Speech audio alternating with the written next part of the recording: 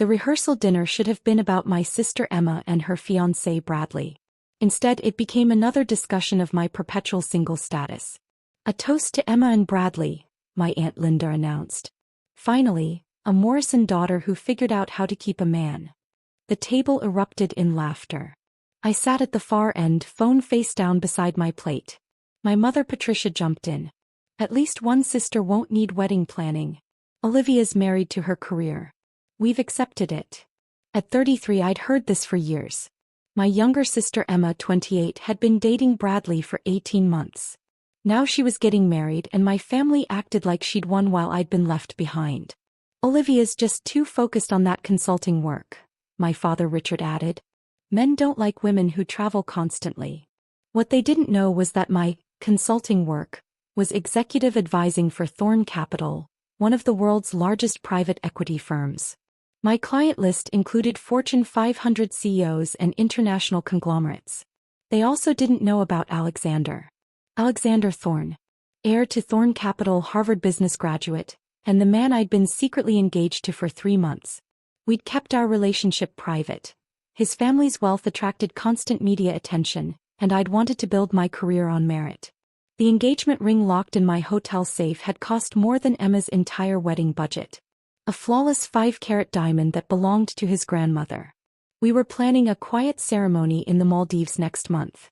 But my family didn't know. To them, I was Olivia, the workaholic destined to die alone. Emma stood up, flushed with champagne. I want to thank everyone. And Olivia, don't worry. Your time will come. Maybe you'll catch the bouquet tomorrow. More laughter. My cousin Jessica whispered loudly. At this point, Olivia would rather catch a business card. I checked my phone under the table. A text from Alexander.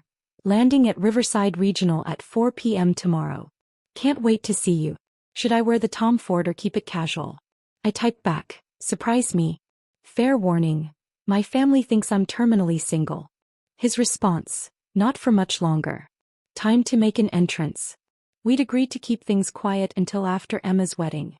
But Alexander had insisted on attending. I'm not missing your sister's wedding, he'd said.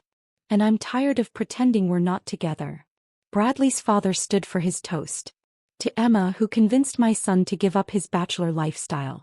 Unlike some women, he glanced at me, Emma knows success isn't everything. Sometimes you need to prioritize relationships. The implication was clear. I'd chosen wrong. The wedding day arrived with perfect spring weather. The ceremony at Riverside Manor was scheduled for 5 o'clock. I spent the morning helping Emma with preparations, listening to her friends discuss relationships while pointedly not asking about mine. Olivia's just focused on her career, Emma explained to bridesmaids. She travels constantly. It's admirable, really. Not everyone needs a relationship to be fulfilled. The words carried pity underneath. At 3 o'clock my phone buzzed. Alexander, landed early. Where should I meet you? Stay at the hotel for now. Ceremony starts at 5. Or I could just come to the venue now. Alexander, no. This is Emma's day. Fine. But I'm not hiding anymore, Liv. We've done this long enough. The ceremony was beautiful. Emma looked radiant, Bradley nervous but happy. I stood with the bridesmaids, playing my role as supportive older sister. During cocktail hour the comments continued. Olivia, any prospects? Uncle Tom asked. Still married to the job, my mother answered for me. Chicago next week, then London. No time for dating. She didn't know I was in London because Alexander's family had offices there, and we were house hunting in Kensington. At 5:45 p.m. I checked my phone. Alexander, getting restless. How much longer? Toast start at 6:30. Come after that. Coming now. Sorry, Liv. I tried. My stomach dropped. He'd arrived during dinner before the toasts where my family would make more jokes about my single status. At 6 o'clock the DJ announced the bridal party entrance. I walked alone. Guests whispered sympathetically. Dinner service began. I picked at my salmon, aware of the empty seat beside me that my family had left vacant rather than seat me with a random guest. At 6:25 p.m., my father stood up to begin toasts. I want to thank everyone for celebrating with us, he began. Emma and Bradley, you found something special. Real partnership, real love. He paused, looking at me. As the father of 2 daughters, I always wondered if both would find this happiness. Emma, you've made it easy. You've always known what mattered, building a life with someone. The implication hung in the air.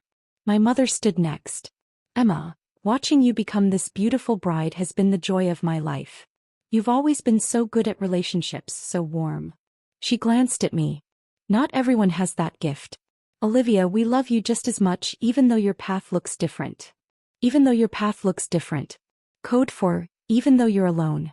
Then Emma stood, slightly tipsy, grabbing the microphone. I want to say something about my sister. Olivia is the smartest, most successful person I know. She's traveled the world, built an incredible career and never needed anyone to complete her. Guest smiled approvingly. So while I'm getting married today, I want everyone to know my sister is just as happy in her own way. Right, Liv? You don't need a man to be complete. The applause was enthusiastic and pitying. Then I heard it. Helicopter rotors. The reception fell silent as the noise grew louder. The venue coordinator rushed outside, then back in, face pale. There's a helicopter landing on the lawn. Through the windows we watched as a sleek black helicopter touched down. The Thorn Capital logo visible on its side. The door opened. Alexander Thorn stepped out. He wore the Tom Ford suit, charcoal gray, impeccably tailored with a light blue tie matching my bridesmaid dress. He looked like he'd walked off a magazine cover. Alexander walked directly toward the reception entrance while 300 guests stared in stunned silence. Emma grabbed my arm. Olivia, who is that? Alexander entered the hall. He scanned the room, found me and smiled. Sorry I'm late, he said, his voice carrying. Traffic was terrible. He walked to my table, leaned down and kissed me. Not a polite peck. A real kiss that made it clear we weren't casual acquaintances. When he pulled back he took my hand. The one with the engagement ring I'd forgotten to remove this morning. Alexander lifted my hand, making the 5-carat diamond impossible to miss. I know we agreed to keep things quiet, he said, loud enough for nearby tables to hear, but I'm done hiding. This is my fiancé, and I'm not spending one more event pretending she's single. The room erupted. My mother stood so fast her chair fell backwards. Fiancé? Olivia, what is he talking about? Emma stared at the ring, then at Alexander. You're engaged? Since when? 3 months, I said quietly. We were keeping it private. Bradley's father recognized Alexander. Wait, is that Alexander Thorn? From Thorn Capital. Yes, Alexander confirmed, his arm around my waist. Olivia's been advising my family's company for 2 years. She's the lead consultant on our international expansion. My father's face had gone through several colors. You're engaged to Alexander Thorn and didn't tell us? You never asked, I said simply. You were too busy discussing my perpetual single status. Alexander addressed the room. I apologize for interrupting this celebration. Emma, Bradley, congratulations. Your sister has told me wonderful things about you both. He turned to my parents. Mr. and Mrs. Morrison, I should have introduced myself properly. I've asked Olivia to marry me, and I hope we can celebrate our engagement.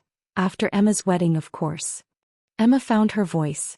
You've been engaged for 3 months and didn't tell me? You never asked about my personal life, I replied. Every conversation was about your wedding planning. I tried to mention I was seeing someone several times, but you always changed the subject to seating charts and flowers. Bradley's father pulled out his phone, Googling. His eyes widened. Alexander Thorn, CEO of Thorn Capital. Net worth estimated at, oh my God. Whispers spread through the reception like wildfire. Guests frantically searched phones, pulling up articles about Alexander, about Thorn Capital, about the family's wealth. Emma looked at Bradley, then at me, expression cycling between shock and something like jealousy. This whole time while planning my wedding, you were engaged to him? Yes. But this was your day, Emma. I didn't want to overshadow it. Well, you've certainly done that now. Alexander squeezed my hand. That was my fault. She wanted to wait. I couldn't stand watching people pity her for one more minute. Guests swarmed our table. Bradley's associates wanted to network with Alexander. Relatives wanted engagement details. The bridesmaids who'd pitied me an hour ago now looked at me with new eyes. My mother pulled me aside.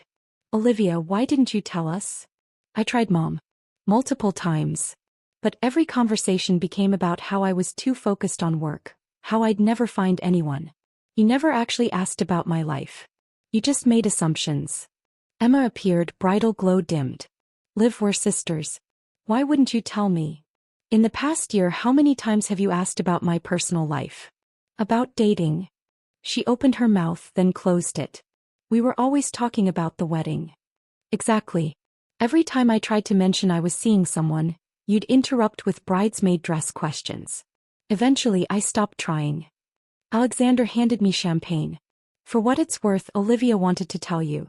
But she knew how important this day was and didn't want to steal your spotlight. Instead, you landed a helicopter at my reception, Emma said, but with less spite. I did. And I apologize for the dramatic entrance. But I'm not apologizing for making it clear your sister isn't the perpetually single workaholic your family thinks she is. The reception continued, but the energy had shifted. Emma and Bradley's hashtag Emma found her forever, started trending, but not for their reasons. Social media lit up with photos of Alexander's helicopter, speculation about our relationship. Emma pulled me aside later. I'm happy for you. I just wish you'd trusted me enough to tell me. I did trust you. I just didn't trust the timing. She glanced at guests still buzzing. This isn't what I imagined for my wedding day. I know. I'm sorry. Don't be. Actually, I'm sorry. For the jokes about you being single, for not asking about your life. Alexander appeared with Bradley. Emma, Bradley, I'd like to make this up to you. How would you feel about using my family's villa in Santorini for your honeymoon? It's empty next month. Emma's eyes widened. The Thorn Villa in Santorini? From Architectural Digest. It's yours for 2 weeks. My wedding gift. My parents approached as evening wound down. Olivia, I owe you an apology, my father said. Several, actually. We've spent years dismissing your choices, my mother added. Assuming you were alone because you were too focused on work. Why didn't you tell us about the consulting role? My father asked. I did. You heard, consulting, and assumed it was small scale. You never asked for details. As Alexander and I prepared to leave, Emma hugged me tightly. I want to hear everything. Every detail. No more secrets. No more secrets. We walked to the helicopter hand in hand. Behind us, 300 guests watched. My family's perception had shifted entirely in 2 hours. As the helicopter lifted off, I looked down at Riverside Manor, at Emma's celebration continuing, at my family who finally saw me clearly. They'd called me forever single during toasts, made jokes about my unmarried status, pitted my career-focused life. They hadn't known about the 5-carat diamond, the private villa, the man who loved me enough to land a helicopter at my sister's wedding just to stop people from feeling sorry for me. Their wedding hashtag changed overnight. Hashtag Emma found her forever became hashtag Olivia was always found. Because I was never lost. I was exactly where I'd chosen to be, building a life remarkable enough that it didn't need their validation to matter. Though their belated recognition was satisfying nonetheless. My phone exploded with notifications as the helicopter flew toward the city. Text messages from relatives I hadn't heard from in years. Instagram follows from Emma's friends who'd ignored me at the reception. LinkedIn requests from Bradley's business contacts. Alexander squeezed my hand. Regrets. About us? Never. About the timing? Maybe a little. Your sister will forgive you. She already has, actually. Did you see her face when I offered the Santorini villa? I smiled despite myself. That was generous. It was strategic. Can't have my future sister-in-law hating me. He pulled out his phone. Speaking of which, my mother just texted. She saw the photos online. She's thrilled we're finally public and wants to host an engagement party next month. Your mother knows about the helicopter landing? The whole world knows about the helicopter landing. We're trending on 3 different platforms. He showed me his phone. The top trending topic was hashtag helicopter proposal, even though it wasn't a proposal. We need to correct that, I said. Already done. My PR team issued a statement clarifying we've been engaged for 3 months and I was simply attending my fiancé's family event. He scrolled through responses. The internet loves it, by the way.